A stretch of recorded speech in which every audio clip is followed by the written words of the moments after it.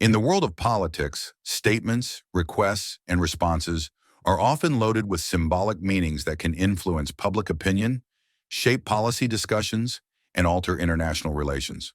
The recent exchange involving a request made by French philosopher and political figure, Glucksmann, and the subsequent reaction from the White House press secretary is an example of this dynamic in action.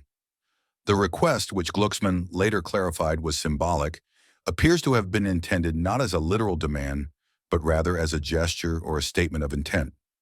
Often, such symbolic requests serve to raise awareness or draw attention to a particular issue, rather than expecting immediate action or compliance.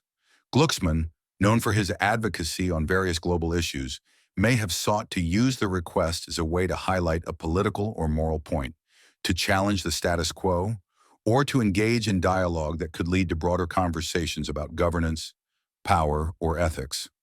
However, the response from the White House, delivered by Press Secretary Caroline Leavitt, was firm and unequivocal.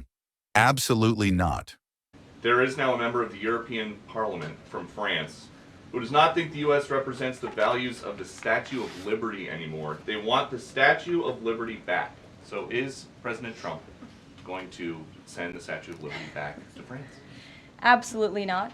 And my advice to that unnamed low-level French politician would be to remind them that it's only because of the United States of America that the French are not speaking German right now. So they should be very grateful to our great country. This statement was not just a refusal, it carried with it an air of finality, leaving little room for negotiation or further debate on the matter.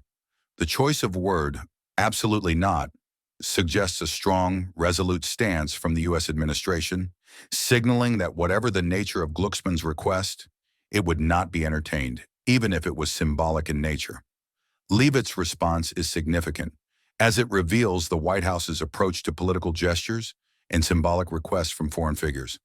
The U.S. government, it seems, may view such symbolic gestures with skepticism, particularly if they are perceived to be aimed at influencing or shaping American policy.